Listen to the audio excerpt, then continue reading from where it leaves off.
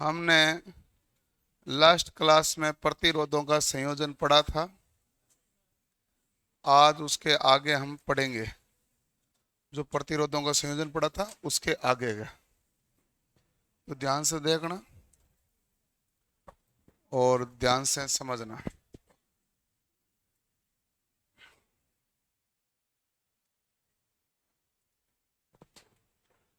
हमें wheat stone bridge पढ़ना था ना। हाँ, तो हेडिंग डालो व्हीट स्टोन ब्रिज।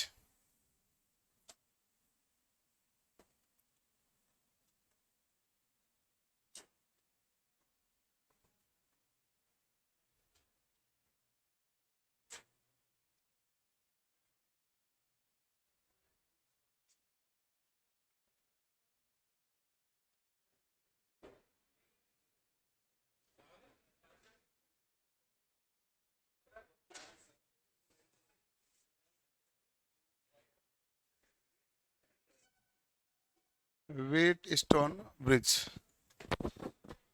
तो व्हीट स्टोन ब्रिज क्या होता है? तो आप देखेंगे हमारे पास अज्ञात प्रतिरोध को मान ज्ञात करने के लिए इसका प्रयोग में लिया जाता है। तो इसका कार्य क्या होता है? अज्ञात प्रतिरोध का मान ज्ञात करना।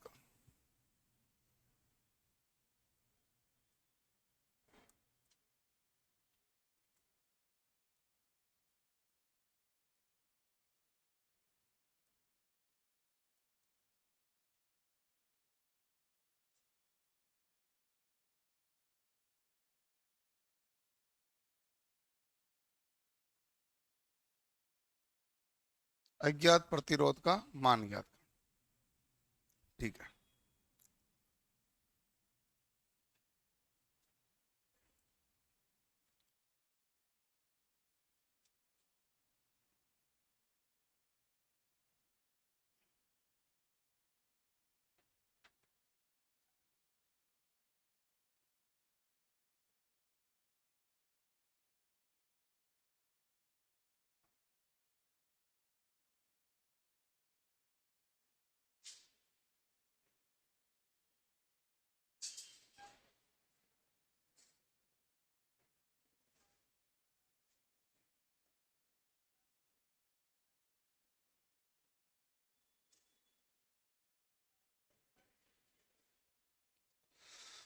अब हमारे पास ये ब्रिज की तरह दिख रहा है, चार प्रतिरोध लगे हुए हैं।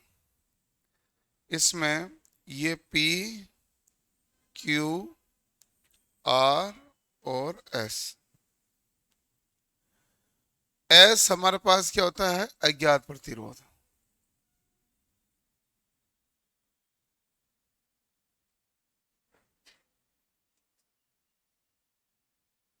ठीक।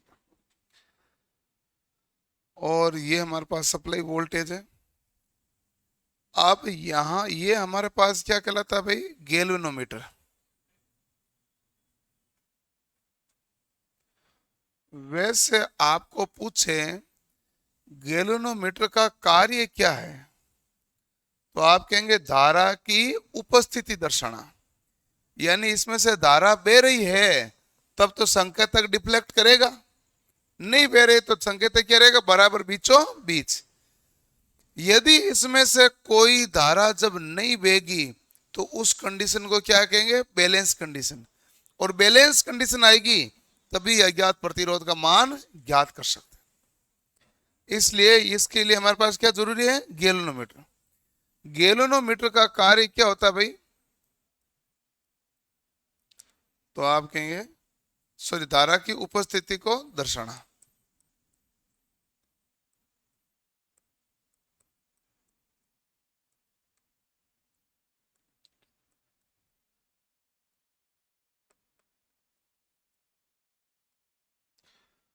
धारा की उपस्थिति को दर्शाने, धारा की उपस्थिति को दर्शाने के लिए हम किसका प्रयोग करते हैं?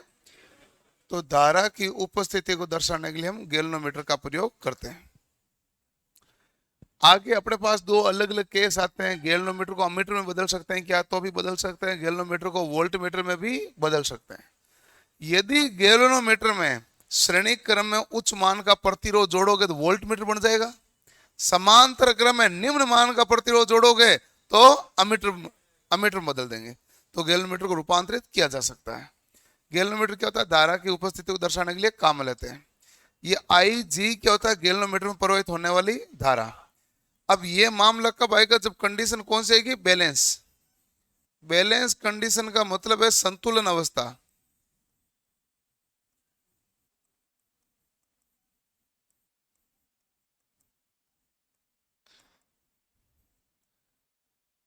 और इसमें संतुलन अवस्था का तात्पर्य क्या है, संतुलन अवस्था का तात्पर्य गैल्वेनोमीटर में प्रवाहित होने वाली धारा क्या हो जाए, जीरो, यानी इसमें से कोई धारा का प्रवाह हो ही नहीं। ठीक है, और ये कब होगा, जब हमारे पास P बटा R बराबर Q बटा S, या फिर आप ये भी कह दो P गुणा S बराबर Q गुणा R। आमने सामने की भुजाओं का गुणा क्या होना चाहिए, बराबर। P गुणा S बराबर क्या हो जाएगा, Q गुणा R। तो आमने सामने की भुजाओं का गुणा बराबर हो जाएगा, तो बीच वाली ब्रांच में कोई धारा का प्रवाह नहीं होगा। और जब बीच वाली ब्रांच में धारा का प्रवाह नहीं होगा, तो इन तीन का मान दिया हुआ है, तो चौथे का मान ज्ञात कर सकते हैं, नहीं कर सकते हैं, कर सकते हैं। तो अज्ञात प्रतिरोध का मान ज्ञात करने के लिए कौन सी कंडीशन लागू होगी, बैलेंस कंडीशन। बैलेंस कंडीशन के बारे में क्या होगा, जब गैल्वेनोमीटर में धारा का प्रवाह जीरो हो, यानी कि धारा का प्रवाह नहीं हो, तो ये बैलेंस कंडीशन है, क्योंकि यही धारा की उपस्थिति को दर्शाता है। करो नोट।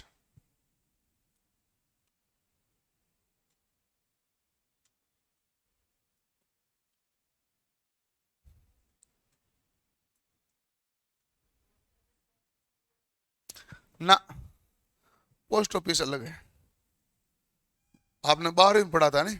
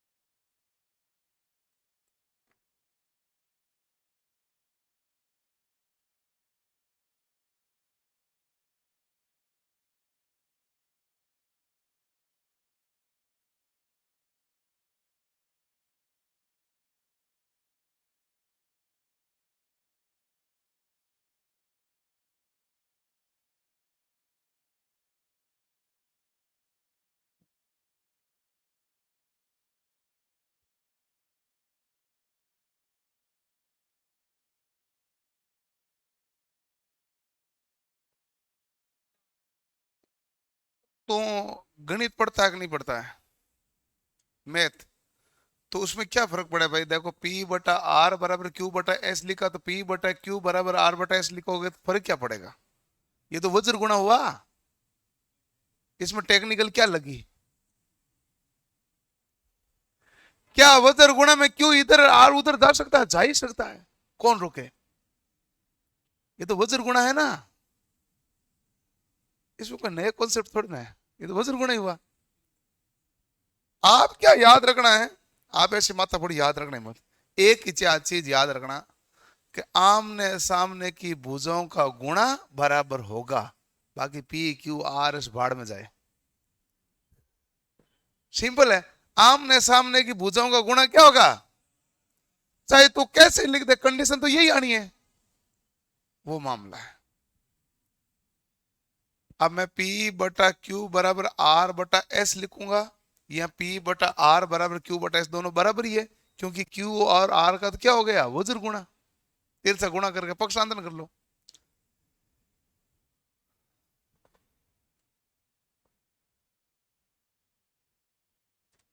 लिख लिया।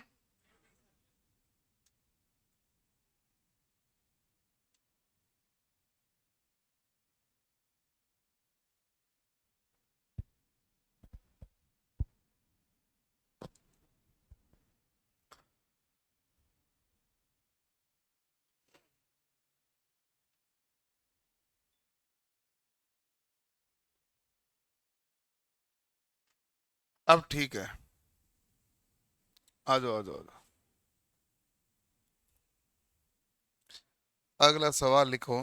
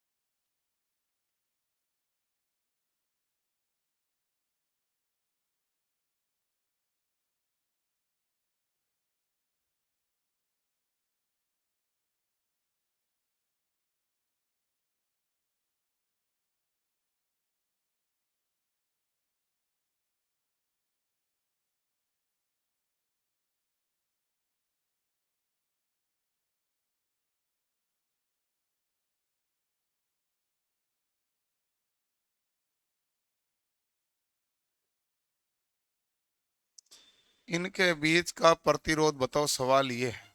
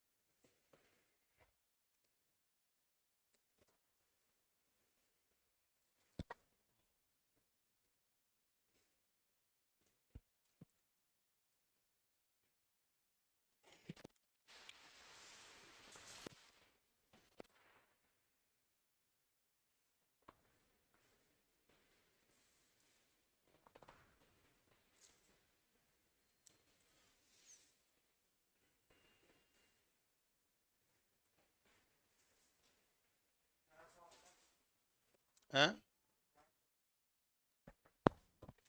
कितना आया? 1800? 1800?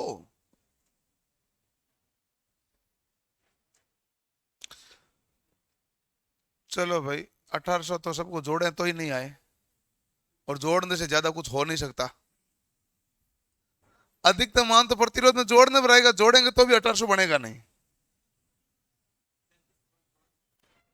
आपके 37.5 आया। 120 बटा किसका आया? 120/7। और किसी के? देखो आप मुझे बताओ, 10 और 60 समांतर में एक श्रेणी में है? समांतर में है? समांतर में है नहीं है। अब देखो इसमें कोई समांतर में नहीं है यार, कोई श्रेणी में नहीं दिख रहा, मुझे बताओ वो कौन सा समांतर में है? 10 और 60 समांतर में, तो बीच में 20 किधर से आ गया? इसके 60 के एंड बिंदु पे तो 20 भी आया हुआ है। 20 और 10 यदि श्रेणी में, तो बीच में से तार क्यों जा रहा है? तो एक्चुअल में व्हीट स्टोन ब्रिज काम ही वहां करता है जहां न श्रेणी बन रही है ना समांतर। आपके कोई सी कंडीशन लग नहीं रही है, श्रेणी वाली लग रही है क्या? नहीं। समांतर वाली लग रही है क्या? नहीं। इसलिए अब आपको क्या लगाने पड़ते हैं? Wheat stone bridge. इस बिंदु को आप दे तो ए, ये बिंदु हमारे पास क्या है? बी। मैं एक नया नाम देता हूं, इस बिंदु को नाम दे दूं मैं सी, और इसको नाम दे देता हूं मैं डी। ठीक है, अब ध्यान से आप देखना, मुझे आप बताओ ए से सी के बीच प्रतिरोध कितना है? ये है ए, तो मैं ए से सी के बीच में 20 ओम का प्रतिरोध है। ठीक है, ए से सी के बीच कितना ओम का है? 20। ए से डी के बीच कितना है?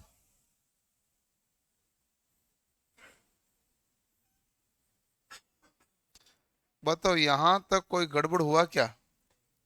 ए से सी 20 और ए से डी कितना है? 60। ठीक है, सी से डी कितना है?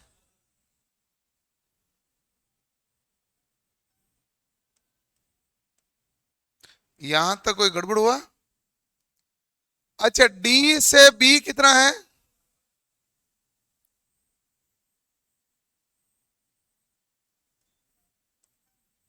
90 ओम। आ गया कि नहीं आ गया?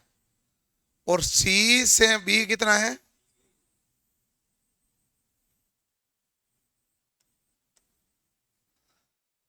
इसको हमने इस तरीके से ढांचे में डाल दिया।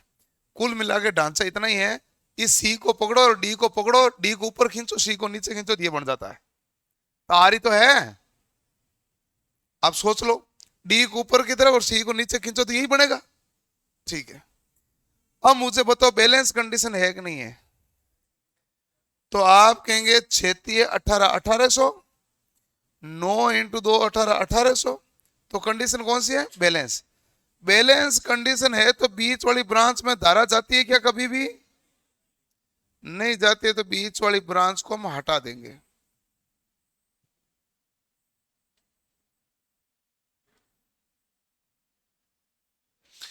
देखो, ये है 60, ये क्या है 90, ये क्या है 20, ये क्या है 30।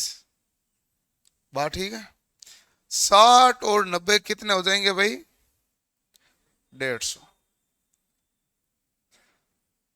और 20 और 30 कितने हो जाएंगे? 50। 150 और 50 कौन से क्रम में है? समांतर में। सॉल्यूशन क्या आएगा?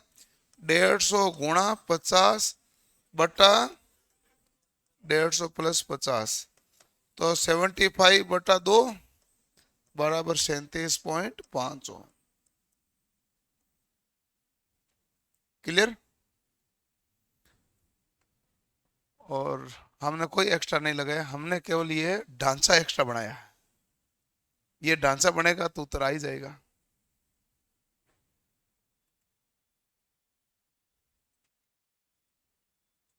क्या हुआ?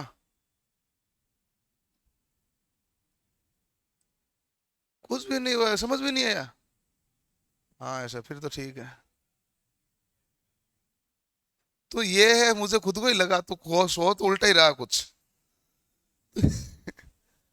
ऐसा है कि व्हीट स्टोन ब्रिज जो है, या मान लो कोई भी इस प्रकार का सवाल है, इन सवाल के लिए आपको एक नया परिपथ बनाना पड़ता है हर बार। यदि ये परीक्षा में सवाल आए तो आपको भी पता है कि 1 मिनट 2 मिनट खाएगा। 2 मिनट खाने वाला तो सवाल वो ज्यादातर देते नहीं है, उसके 2 मिनट के खाने वाले देने का चांसेस क्या होता है? कम ही होता है।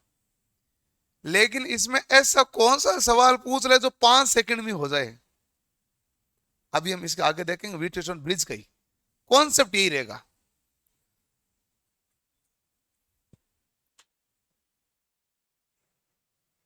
तो इसके टैलेंट पे शक कर रहा है। ऐसा है कि इसने पढ़ रखा होगा कहीं, और वो मेरे से, हाँ तो वो तो मेरे से ही पढ़ा, और कहाँ पढ़ा तू? हाँ, देखो जहां से भी पढ़ा ये निश्चित है मेरे से पढ़ा है, क्योंकि व्हीट स्टोन ब्रिज ये सारे ब्रिज में पढ़ाता हूँ आईटीआई में शुरू से, और परीक्षा में आते हैं आजकल। परीक्षा वाले को ढंग का पेपर बनाना, सवाल लाएगा, बाकी तो सवाल खत्म हो गए हैं। मैं आपको रियल बताऊं, ढंग का सवाल कहीं ना कहीं तो उसको बनाना पड़ता है, बाकी सवाल तो खत्म हो चुके हैं। सवाल नए वाले तब गुंजाइश कम हो गई ना।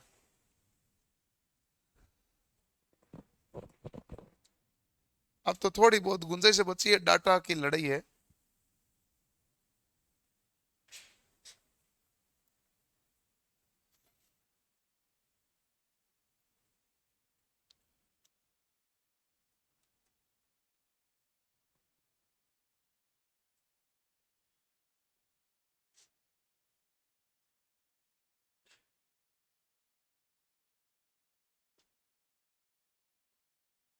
ओके,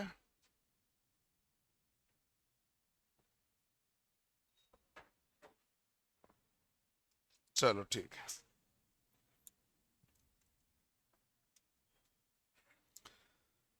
5 सेकंड का सवाल ये है,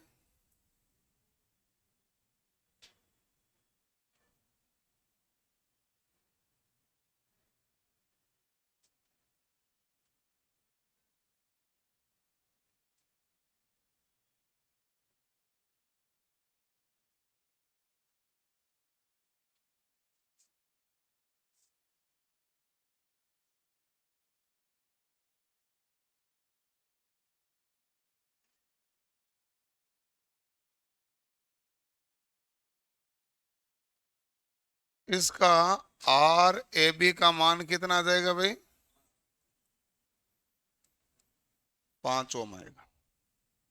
ठीक है, यदि सभी 5 5 ओम का है तो मान कितना आ जाएगा?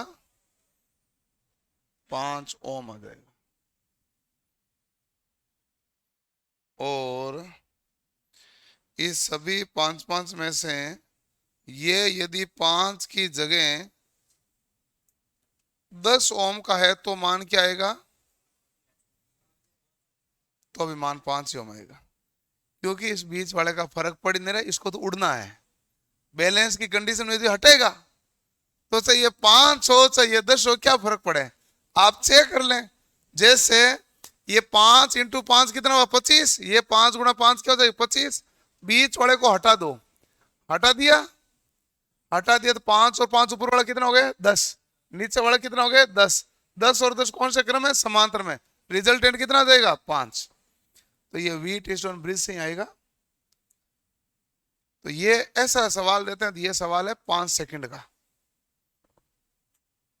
तुरंत हो जाएगा, है कि नहीं? हर बार वो टप देना कोई जरूरी तो होता नहीं है।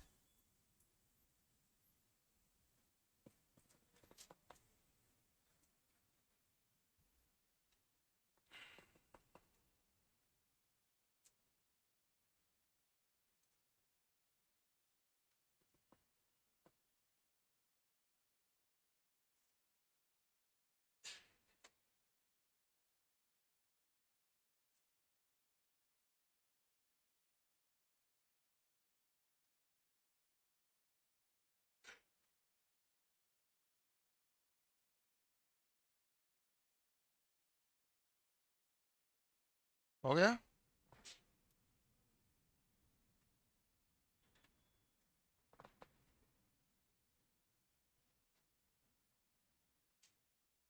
चलो एक और सवाल ले लो।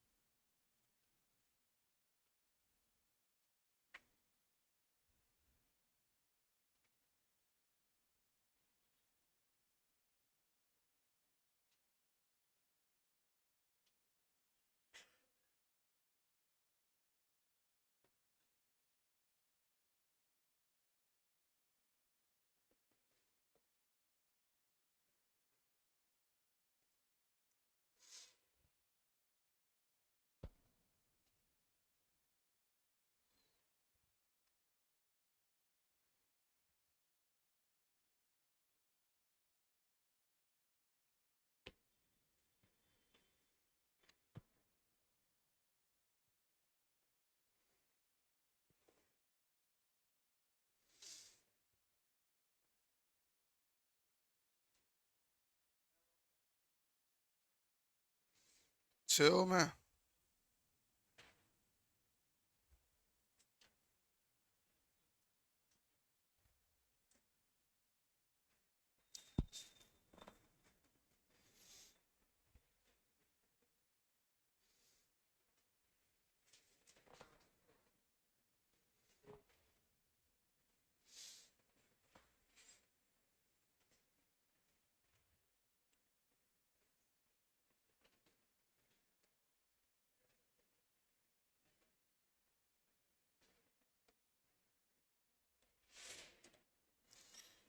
अब तो ये बैलेंस में है कि नहीं है? बैलेंस में। बैलेंस में तो बीच वाली ब्रांच में कोई धारा नहीं जाएगी। नहीं जाएगी तो 8 और 10 कितने हो जाएंगे भाई? 18। 8 और 10 कितने हो गए? 18। और 5 और 4 कितने हो गए? 9। 18 और 9 कौन से क्रम में? समांतर में। समांतर में तो क्या हो जाएगा? 18 × 9 बटा 18 + 9। 18 + 9 27। भाग दिया तो 3 बार, ये कितना ओम आ जाएगा? 6 ओम।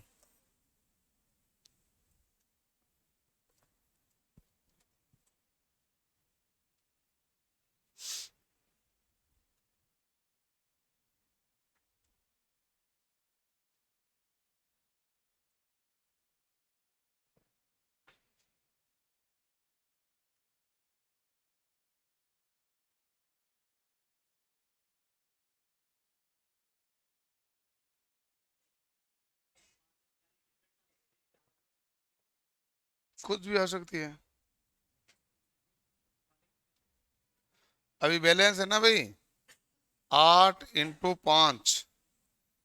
8 × 5 कितना हुआ? 40। 10 × 4 क्या? 40। कंडीशन कौन सी है? बैलेंस। बैलेंस कंडीशन है तो व्हीटस्टोन ब्रिज यही कहता है कि संतुलन अवस्था में गैल्वेनोमीटर में प्रवाहित होने वाली धारा क्या होती है? 0। और जिस ब्रांच में धारा 0 होती है उस ब्रांच को उड़ा दो। हमने उड़ा दिया। अब सवाल यहां पर यही बना, यदि बैलेंस नहीं होगी तो क्या करेंगे? यही बना ना भाई। ये तो बैलेंस हो रही है तो ठीक है मामला। यदि बैलेंस नहीं होती तो क्या कर लेते आप? वही बताना चाहता हूं मैं। यदि बैलेंस कंडीशन नहीं होगी तो हमारे पास लगेगा स्टार डेल्टा कॉन्सेप्ट है। डीजल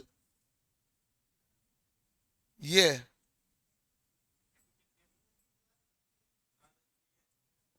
अच्छा वो पूछ रहे हैं कहाँ लग रही है?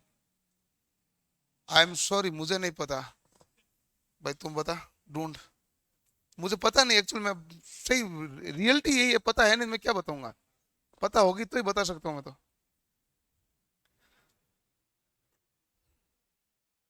अब देखो, यदि मान लो बैलेंस नहीं है तो हमारे पास कौन सा कॉन्सेप्ट लगेगा? Star delta.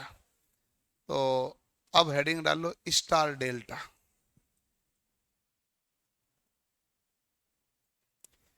स्टार डेल्टा के बारे में बता दूं कि आज तक आपके प्रतिरोध के स्टार डेल्टा 2 ही परीक्षा ने पूछा है। एक 2018 में टेक्निकल हेल्पर ने पूछा है, एक साहित्यक 2023 में जाके इन्होंने पूछा यूपीपीसीएल वालों ने। इसके अलावा स्टार डेल्टा पूछा नहीं था, बट अब पूछे जाने की गुंजाइश इसकी है। बाकी प्रतिरोध तो सारा भाग पूछा हुआ है, तो ढंग का सवाल भी स्टार डेल्टा का बन सकता है। और आपके जो स्टार डेल्टा बाकी के पूछे हुए हैं, जिन्होंने पहले नाम सुन रखे हैं, वो 3 फेज के लिए सुन रखे थे। वो प्रतिरोध के लिए स्टार डेल्टा आपने नहीं सुना था, वो 3 फेज के लिए सुना था। देखो कि स्टार का मतलब होता है कि जब एक ही बिंदु से हमारे पास प्रतिरोध निकलता हो, एक ही बिंदु से, तो एक ही बिंदु से परिपथ है, जा रहा है, तो हमारे पास क्या कहलाएगा? स्टार। तो इसको मैं 1 नंबर पॉइंट बोल दूं, इसको 2 नंबर पॉइंट बोल दूं, और इसको बोल दूं 3 नंबर पॉइंट। तो 1 नंबर पॉइंट पर प्रतिरोध क्या कहलाएगा? R1। 2 पर क्या कहलाएगा? R2। 3 पर क्या कहलाएगा? R3। और आप ये भी कह सकते हैं यहां पर तीनों ही प्रतिरोध एक ही बिंदु पर जाके मिलते हैं। वो कौन सा कनेक्शन है? Sorry, star. स्टार के बाद में बनता है डेल्टा। आप डेल्टा को स्टार बदल सकते हैं, स्टार को डेल्टा में। डेल्टा का मतलब ये होता है पहला प्रतिरोध का अंतिम सिरा दूसरे प्रतिरोध के पहले सिरे से, दूसरे प्रतिरोध का पहला सिरा तीसरे प्रतिरोध दूसरे प्रतिरोध का दूसरा सिरा तीसरे प्रतिरोध के पहले सिरे से, और तीसरे प्रतिरोध का अंतिम सिरा वापस पहले प्रतिरोध के पहले सिरे। ये हमारे पास क्या बन गया, डेल्टा। आपको एक नंबर जहां था वहीं लिखना है, इसमें दो नंबर जहां था वहीं लिखना है, तीन नंबर जहां था वहीं लिखना है। लिख दिया। एक और दो के बीच में प्रतिरोध है तो आप क्या लिख दो, R12। दो और तीन के बीच में तो आर क्या लिख दो, R23। और तीन और एक के बीच में तो R31। ठीक है भाई, ये हमने प्रतिरोध के नाम दिए। तो इससे आप स्टार को किस में बदलोगे, डेल्टा में, डेल्टा को स्टार, स्टार को डेल्टा में, डेल्टा को स्टार। पहले आप इसको बना लो, फिर मैं सूत्र लिखूंगा। सूत्र लॉजिकली देखने होते हैं, रट नहीं सकते।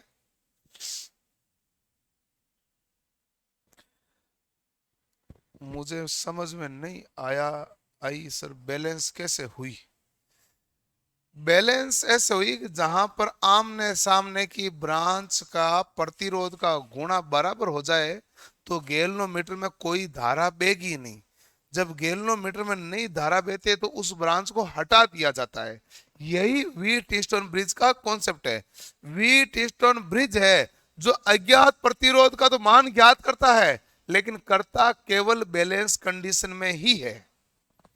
क्या करता है भाई, बैलेंस कंडीशन।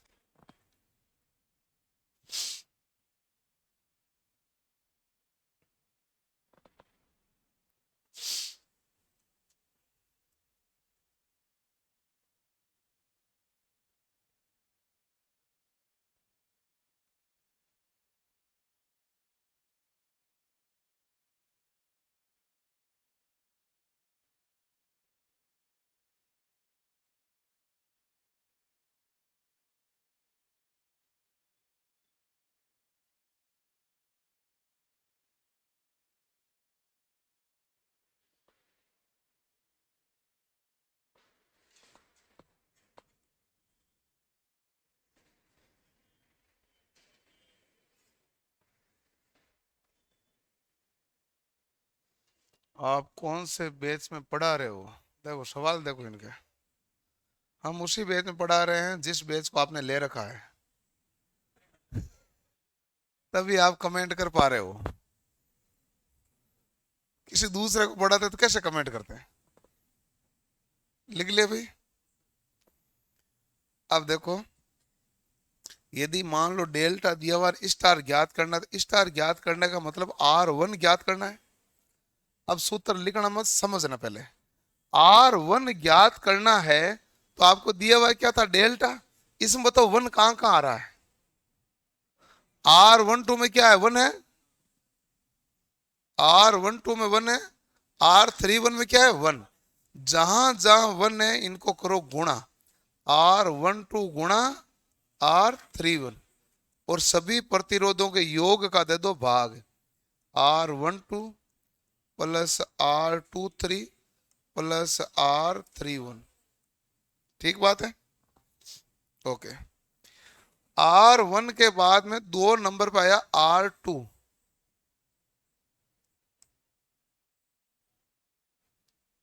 कौन सा आएगा, बताओ उसमें टू कहां कहां आया है। R12 गुणा R23 आया ना टू इसमें। सभी के योग का क्या दे दो, भाग। और इसी हिसाब से आप R3 का निकाल सकते हैं, नहीं निकाल सकते हैं, बस लिख लो। याद ऐसे ही रहेगा, बाकी रट थोड़ी पाओगे, ये लॉजिक से ही समझ पाओगे। अब अरे मुझे तो पता ही है, तुम लिख लो अब कॉपी में, टाइम आ गया लिखने का। मैं आपको मैं तरीके के साथ बताता हूँ, तरीके के बिना याद रहता नहीं है, बिल्कुल किसी को नहीं रहता है, बिना तरीके ही। हाँ तो ये तो मैं ही कह रहा हूँ ना, बिना तरीके याद, तरीके के साथ तो रहता ही है पूरे कोई, बिना तरीके याद नहीं रहता, तरीके से रहना ही रहना है। ऐसे थोड़ी ना सब भूल जाएंगे।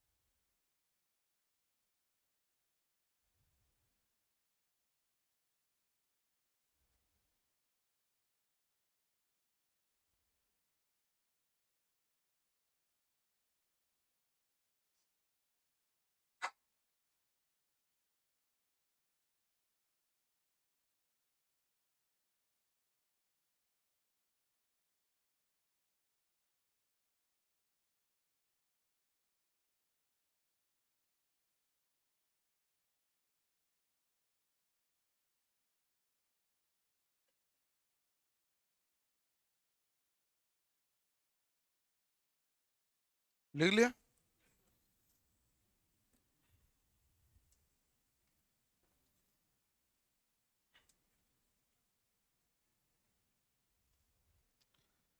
अगला हमारे पास है, अब आपके पास स्टार दिया हुआ डेल्टा ज्ञात करना, मान लो R12 ज्ञात करना है। क्या ज्ञात करना है? 1 2 में 1 और 2 दोनों आया, तो इधर से लो R1 plus R2 plus R1 गुणा R2 में भाग किसका दे दो? R3 का। हो गया 1 2 का। तो R12 तो R1 प्लस R2, फिर 1 और 2 का गुणा कर दो तो 3 का क्या दोगे? भाग। जैसे अगला आपको मान लो R23 लेना है, तो आप क्या लिखेंगे? R2 plus R3 plus R2 गुणा R3 भाग क्या होगा? हो गया। इसी प्रकार तीसरा लिख लो, लिख लो, बस लिख लो। इतना कॉन्फिडेंस होना चाहिए कि जो लिखोगे सही लिखोगे। लॉजिक से याद रहेगा, बिना लॉजिक याद नहीं रहेगा। आपने लिखते समय तरीके में गलत कर दी, इधर क्यों लिखा? सीधे सीधे नीचे लिखते सही नहीं होता। अब ये फॉर्मूले मिक्स हो जाएंगे, फॉर्मूले उबड़ खाबड़ लिखते मिक्स हो जाते हैं ना, इधर हम क्यों लिखे कारण नहीं पता चलता है।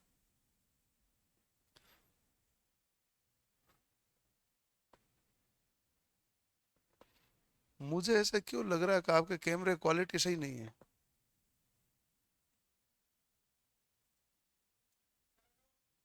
नहीं हटूंगा मैं तो, जाओ।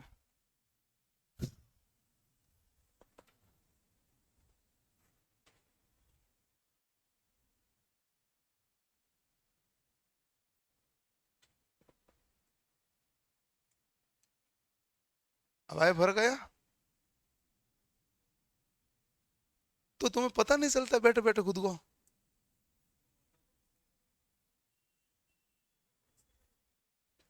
क्या कह रहे हो? पहले मेरे, अब मैं यहाँ फर्क हुआ कि नहीं हुआ? उससे क्या फर्क पड़ा? मैं तो क्वालिटी बताना सही हुई कि नहीं हुई।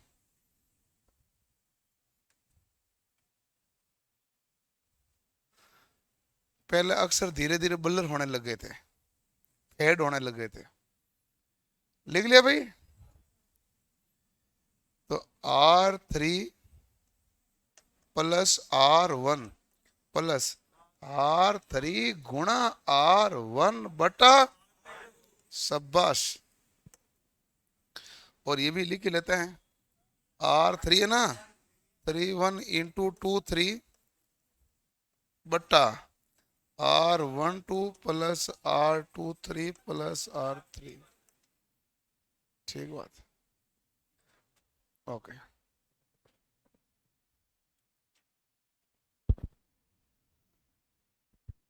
अब देखो सूत्र लॉजिक से याद रहेगा, बिना लॉजिक सूत्र याद करने की कोशिश करोगे होगा नहीं ये लॉजिक यदि समझ में आ गया स्टार और डेल्टा का, तब तो याद रह जाएगा।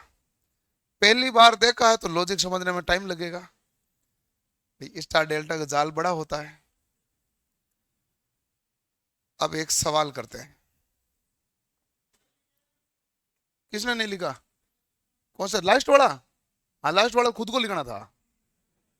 लास्ट वाला लिखना भी तो खुद को ही था। ये केवल मैं आपको थोड़ी कह रहा हूँ, सबको कहा था। मैंने तो वापस चेक करने के लिए लिखा, भाई आप चेक कर लो कहीं गड़बड़ तो नहीं हो गया। बाकी लिखना किसको था?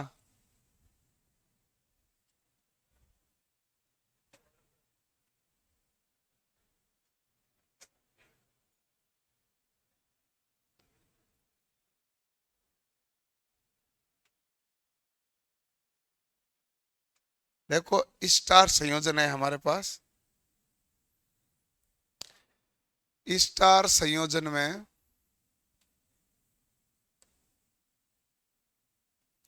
हमारे पास प्रतिरोध है 6 ओम, 4 ओम तथा 12 ओम। तो डेल्टा संयोजन में ज्ञात करो।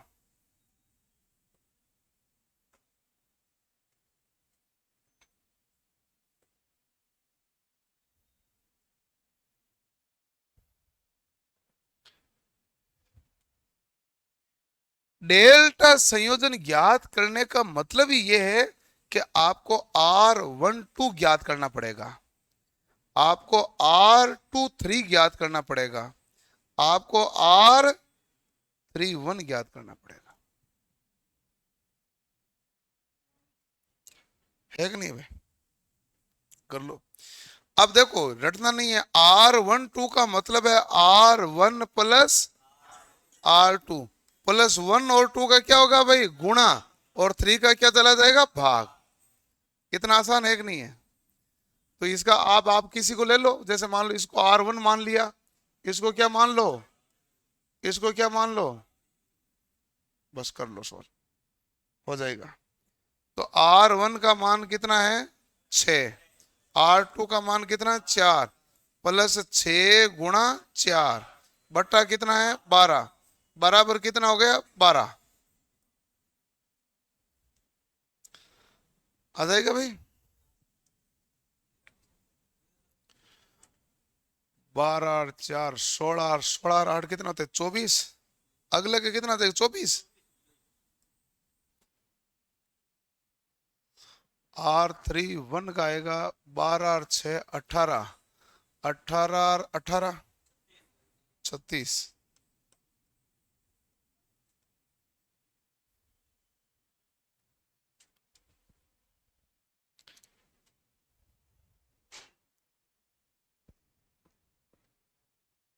है किसका? ये अच्छा, ये मैं बता सकता हूँ। हवा हवा में इसलिए है कि मुझे पता है कि R23 है, तो मैंने कहा 2 और 3 को जोड़ा, कितना हो गया? 16। ठीक है, फिर इन दोनों का गुणा करके 6 का दूंगा भाग, तो 12 में 6 का भाग दिया तो 2 बार, 4 इंटू 2 कितना है? 8। पहले इनको जोड़ रखा था, 16 था, 16 में 8 जोड़ा कितना हो गया? 24। ये इतना डाटा मेरे सेव रहता है। आपके भी सेव हो जाएगी, तो कैलकुलेशन है भाई, ये तो प्रैक्टिस, इसके अलावा उसमें तो और कुछ है नहीं। प्रैक्टिस के अलावा इसमें क्या है? ये तो प्रैक्टिस है। किसी को पता नहीं चले कि भाई अंदर ऊपर क्या गुणा होता है, बाकी तो किसी को पता चले ये डाटा अलग है वो डाटा अलग है, रह जाता है। मैथ्स पर किसी का कब्जा नहीं है, सिर्फ प्रैक्टिस का कब्जा है। जिसकी प्रैक्टिस अच्छी है मैथ्स ऑटोमेटिक अच्छी होगी।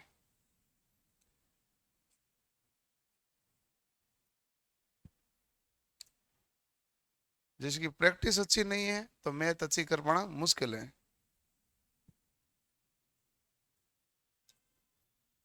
लिख लिया भाई? अब ये तो सवाल आए, ढंग का सवाल है तो इस प्रकार का पूछा जाए। यदि वो सवाल छोटा सा सवाल पूछे,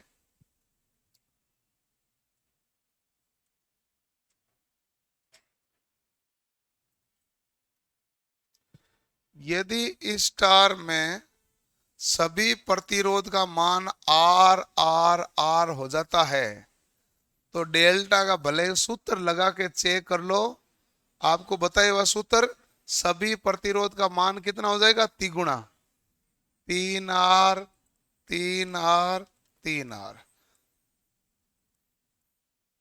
3 से गुणा होगा कब?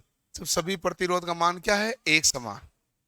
यदि वो कह रहे हैं कि इस स्टार में तीनों ही प्रतिरोध 5-5 ओम के हैं, तो डेल्टा के प्रतिरोध कितने ओम के हैं? 15 ओम के।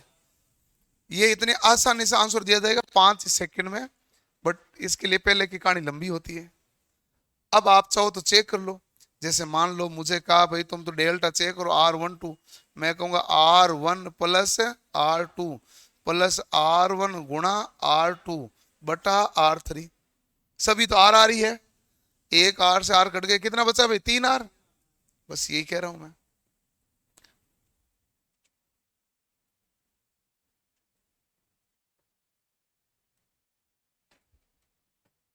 हो गया? उतार ले उतार ले। अब भाई किसी का डाउट है वो डाउट पूछ लो, मैंने मेरी तरफ से संयोजन पढ़ा दिए, आपके कोई भी डाउट है तो उसका डाउट भी मैं सॉल्यूशन करवा देता हूं। और एक आपसे विशेष, मुझे कैसा भी सवाल पूछना है आप यही पूछ लें, मैं जाऊं तो रास्ते में गली में मत पूछना मेरे से, फिर मैं रुकता हूं नहीं। फिर आपको लगता है कि सर रुकते नहीं है, बताते नहीं है, तो मैं बीच में कभी नहीं बताऊंगा। आप मुझे अभी पूछ लें जो पूछना है, क्योंकि यहां से उतरते फिर अगली क्लास के लिए जाना होता है, तो बीच में टेबल पे नहीं बताने की मेरी शुरू से लंबी आदत है। इसका कारण था कि यदि ढंग का सवाल है तो मुझे आगे लाके पूछो, इससे वो तो सीखेगा सीखेगा, बाकियों को और पता चल जाएगा। एक ही चीज का आंसर मुझे टेबल पर 3 बार अलग अलग बच्चों को नहीं देना पड़ेगा, एक बार में दे दूंगा। और सवाल ढंग का नहीं है तो मत पूछो। फिर ढंग का सवाल है कोई भी पूछे तो आप आगे देके पूछने से क्या होता है, सभी का क्लियर हो जाता है, जिसका डाउट नहीं है उसको भी सवाल समझ में आ जाता है। टेबल में बताऊंगा तो केवल एक जने को समझ में आता है। इसलिए आपको किसी भी प्रकार का पूछना है, कुछ भी लगे हैं, श्रेणी क्रम में प्रतिरोध लगे, उनमें से एक शॉर्ट हो जाए तो क्या होगा, अपन देख लेते हैं। होगा क्या भाई, कुल प्रतिरोध का मान घट जाएगा, धारा का मान बढ़ जाएगा। यह इनका कहना यह है कि यह है भाई 3 प्रतिरोध मान लो लगे हुए हैं, यह है 10 ओम का, यह है 15 ओम का, और यह है 20 ओम का मान लो। बता टोटल कितना हुआ, तो आप कहेंगे 45 ओम। अब इन्होंने कहा एक प्रतिरोध शॉर्ट होते, मैं कहूं बीच वाले शॉर्ट हो गया, शॉर्ट हो गया, इसका मतलब धारा यहां आएगी, यहां आएगी, फिर इस रास्ते जाएगी, इस रास्ते जाएगी, इस रास्ते जाएगी, ये जाएगी। अब टोटल प्रतिरोध क्या हुआ, 10 और 20 30 ओम। तो केवल जो प्रतिरोध शॉर्ट हुआ वो काम नहीं करेगा, बाकी तो सारे काम कर रहे। पूछे धारा पर क्या प्रभाव पड़ेगा, जब मैं कहूंगा प्रतिरोध घटेगा तो धारा बढ़ेगी। इसमें एक और सवाल पूछ सकते हैं, यदि 3 प्रतिरोध श्रेणी क्रम में लगा हुआ है और इनमें एक है जो ओपन हो जाए, तो एक ओपन हो गए तो मैंने कहा काम खत्म, अब धारा जाएगी नहीं, रास्ते रुक गया। तो एक शॉर्ट का सवाल है, एक ओपन का सवाल है। और मैं तो सारा केस बता ना, श्रेणी में सारा समान ही है, अलग अलग कहां भेज रहे हम, देख बता। अरे श्रेणी में धारा समान होने का मतलब है जो इसमें बेगी वही इसमें बेगी, वही इसमें बेगी, समान इसे कहते हैं।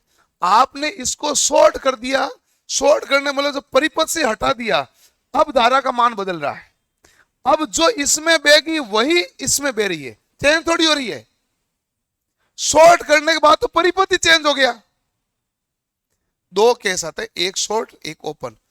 जैसे 3 बल्ब श्रेणी क्रम में लगे, एक फ्यूज हो गए तो कोई सही नहीं जलेगा, क्योंकि वो केस क्या होता है, ओपन का होता है, वो शॉर्ट का नहीं होता है। वो केस किसका होता है, ओपन का। फ्यूज होने का मतलब क्या होता है, ओपन, तो फिर कोई सही नहीं जलता। शॉर्ट होना अलग चीज है, ओपन होना अलग चीज है। बल्ब में शॉर्ट क्या होता है, बल्ब में शॉर्ट का मतलब, शॉर्ट का मतलब है ये दोनों टर्मिनल मिल जाएंगे, इसे तो कहते हैं शॉर्ट। और ओपन हमें ये कहते हैं कि ये जो है ना, ये फिलामेंट टूट जाएगा। अब तो धारा जाएगी क्या, नहीं, बस। ओपन और शॉर्ट में बल्ब के केस में फर्क होता है। तो आप शॉर्ट को ही ओपन नहीं माने, ओपन अलग शॉर्ट अलग, दोनों अलग अलग है। और कोई सवाल,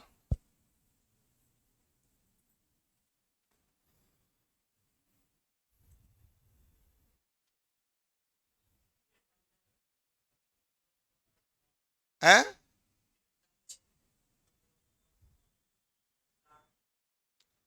ये तो गणित है भाई, अब तो क्या टेक्निकल थोड़ी ना है। यदि ये सब 3 आर आर के हैं तो ये कितना हो गया, आर, ये आर आर का होता दिया R/3। अरे भाई स्टार की तुलना में डेल्टा में क्या हो रहा है, तिगुना। अब यदि मान लो ये आपको कहे कि इसमें सभी 6-6 ओम के हैं, तो बता ये कितने कितने ओम का होगा भाई, बस बात खत्म है ना, और क्या है, यही तो सवाल है, यही सवाल है ना, खत्म हो गया। यदि स्टार से डेल्टा में तिगुना हुआ तो डेल्टा से स्टार जाओगे तो 1/3 गुना हो जाएगा। और कोई सवाल? कोई सवाल पूछ लो, कोई सवाल जो भी संयोजन का है। कल हम प्रतिरोध के पढ़ेंगे कारक। प्रतिरोध किन कारकों पर निर्भर करता है? लंबाई पर, अनुप्रस्थ काट के क्षेत्रफल पर, तापमान पर, पदार्थ की प्रकृति पर, इन सभी के बारे में। उसके बाद में हमें देखना है ताप गुणांक के बारे में। उसके बाद में हमें देखना है प्रतिरोधक के प्रकार। वायर बाउंड कौन सा होता है, रियोस्टेट कौन सा होता है, कार्बन प्रतिरोधक कौन सा होता है। क्लियर? और उसके बाद में देखनी है कलर कोडिंग। हाँ, प्रतिरोध काफी है ना। संयोजन हमारा पूरा हुआ है। क्लियर? कोई डाउट नहीं?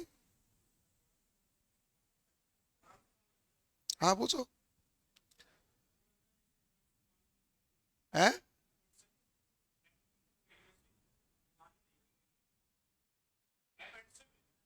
मान्य मतलब कैसे मान्य है? अरे ऑप्शन आ रहा है, मैं तो ये कह रहा हूं रेलवे में आपने अप्रेंटिस कर रखा, उसका कोई नंबर नहीं दिया जा रहा, कोई फायदा नहीं दिया जा रहा है। ऑप्शन आ रहा है तो क्वालिफिकेशन भरो भले ही, फायदा नहीं दे रहे हैं। जैसे ग्रुप डी में 20% पद आते हैं, रिजर्व होते हैं अप्रेंटिस वालों के लिए। आपके एएलपी में कौन से पद रिजर्व है?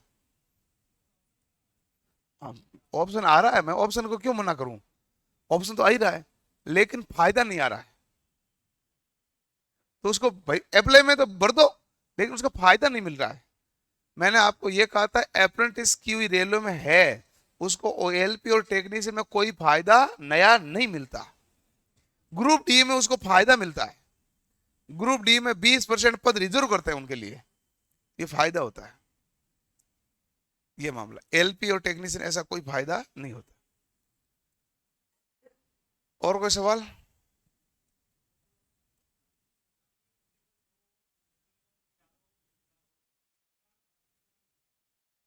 एक प्रतिरोध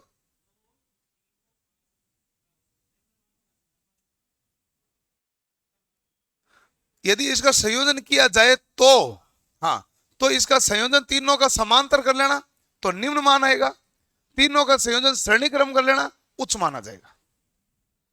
अब तूने आंकड़ा ऐसा दिया उसमें पॉइंट आएगा, तो फिर यदि पॉइंट नहीं आता तो मैं हवा में कर देता। उसमें आ रहा पॉइंट। सही बात है कि नहीं? है फॉरम देखो कि अजमेर, अहमदाबाद, मुंबई, सिकंदराबाद, चेन्नई, ये रूट क्लियर है। रूट यही है भाई। मैं बिलासपुर, कलकत्ता, गुवाहाटी वाले रूट को प्रिफर नहीं करता। आपको मैंने पहले भी बताया। यदि मैं आपको बताऊं, यदि आपकी तैयारी बहुत जबरदस्त है तो फॉर्म भरो अजमेर से। जितनी तैयारी कम है आगे बढ़ते जाओ, और आगे कम तैयारी है तो मुंबई चले जाओ, और कम है तो आगे चेन्नई चले जाओ, फिर आगे श्रीलंका है।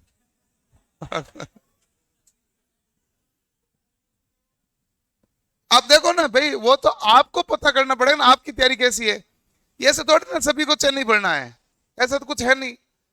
आपको अपनी तैयारी और अपने खुद के कॉन्फिडेंस का अकॉर्डिंग है। चेन्नई नौकरी करनी भारी पड़ती है,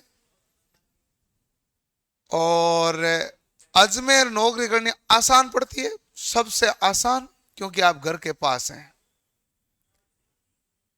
अहमदाबाद सेकंड पर आता है कि हम थोड़े से दूर हैं, और मुंबई हम कहेंगे थोड़े और दूर हैं, सिकंदराबाद और दूर है। ये यही कंडीशन है। कटो पे भी ऐसी है, चेक कर लो। कटोपों का क्रम भी तो यही है। हाँ, किधर? हाँ, तिरुवनंतपुरम में से हम लोग, तिरुवनंतपुरम ठीक है। तिरुवनंतपुरम भी तो साउथ ही है, केरल है, तो हाँ, तो कोई दिक्कत नहीं है। चेन्नई से दूर नहीं है, साइड में हो। दूर किधर है? दूर चेन्नई से दूर फिर क्या हुआ? देखो, जो डाल दिया वो असल है, उसमें कोई परिवर्तन पॉसिबल नहीं है।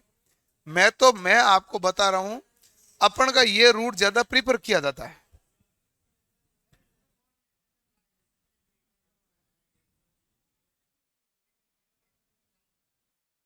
हाँ, आप बीटेक किसमें है? इलेक्ट्रिकल बीटेक वाला टेक्नीशियन में फॉर्म कौन सी पोस्ट के लिए भरेगा? टेक्नीशियन फर्स्ट में, इलेक्ट्रिकल नाम कहाँ है? पढ़ के देखो। अरे आप यार पढ़े लिखे आदमी, बीटेक किए हो, ऐसे थोड़ी ना है। बीटेक के वे बीटेक कौन सी ब्रांच में है? इलेक्ट्रिकल में। इलेक्ट्रिकल वहां एलो नहीं है। टेक्नीशियन ग्रेड फर्स्ट में इलेक्ट्रॉनिक्स एलो है, कंप्यूटर विज्ञान एलो है, आईटी एलो है। इलेक्ट्रिकल है कहां लिखा हुआ नाम? पढ़ो तो सही तुम। आप केवल नाम पढ़े बीटेक। क्लास का टाइम देखो कि अभी 2-1 दिन रुको, मेरा टाइम टेबल, पहली क्लास मेरी हो रही है, तो मेरी क्लास का टाइम अभी चेंज पॉसिबल नहीं है, क्योंकि मेरी क्लास फिर सीधी लास्ट में जाएगी। तो लास्ट में जाएगी तो मुझे आपत्ति नहीं है, लास्ट में ले लूंगा, लेकिन अभी मेरा लास्ट का शेड्यूल किसी और बैच में है। मैं बीच में नहीं ले सकता ना, क्योंकि बीच में आधे छोरे जाएंगे फिटर पढ़ने, आधे इधर रहेंगे। मैं या तो स्टार्टिंग में आ सकता हूँ या लास्ट में आ सकता हूँ। तुझे क्या फर्क पड़े 7 करूं से 8 करूं? तुझे पीछे बैठ के करनी तो बातें ही थी। तूने अभी भी मेरी क्लास में बातें की और मैं डिस्टर्ब होना ना चाहिए, इसलिए मैंने छेड़ा नहीं आपको। की तो बातें थी। अरे रहने दे तू, सवाल की बातें कर रहा था। अरे कोई सवाल नहीं, इतना तो देखो कि क्लास में आप तो इतने बैठो, मैं 400 के बेच में भी उठा के बता देता हूँ कि किसके क्या मामला रहता है। तुम, अरे किसको पूछ लेता? मेरे से तो पूछा नहीं। यार तेरे पड़ोसी को आता नहीं, क्या पूछ लेगा? शर्म तुम्हें है नहीं? क्या पूछ लेगा? पड़ोसी पूछ ले तो हाथ खड़ा करे, उसको आता है। मैं पूछू उससे, क्या पूछ लेगा बता? ये होम मिनिस्टर के पास होती है। हाँ।